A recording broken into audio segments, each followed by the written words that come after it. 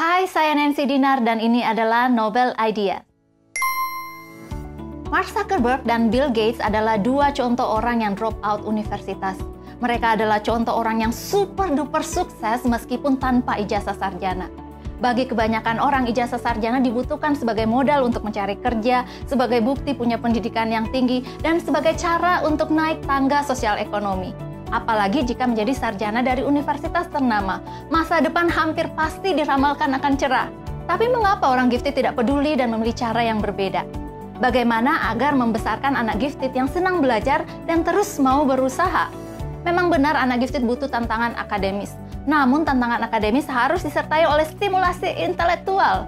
Jika seorang anak tidak tertarik dengan pelajaran tertentu, maka ia akan memberikan sedikit usaha untuk bisa sukses. Membangkitkan motivasi anak untuk belajar dapat dilakukan dari dalam dan dari luar, atau yang dikenal dengan motivasi intrinsik dan motivasi ekstrinsik. Sudah menjadi norma ketika kita belajar tujuannya adalah untuk mendapatkan nilai yang bagus. Nilai yang baik memudahkan untuk masuk perguruan tinggi ternama dan modal utama bersaing di lapangan kerja. Tujuan seperti itu adalah hasil dari motivasi ekstrinsik. Setelah mendapatkan apa yang menjadi tujuannya, maka seorang pun berhenti untuk belajar. Saya banyak bertemu dengan orang yang sudah berhenti membaca buku setelah lulus kuliah. Membaca buku tidak lagi memberi makna.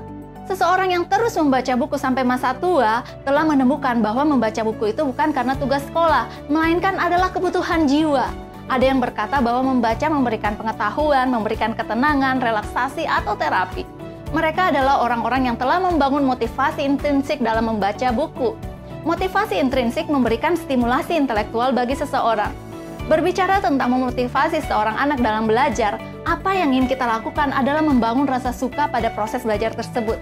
Dengan demikian, seorang anak menjadi pembelajar yang mandiri dan pembelajar seumur hidup atau yang kita kenal dengan lifelong learner.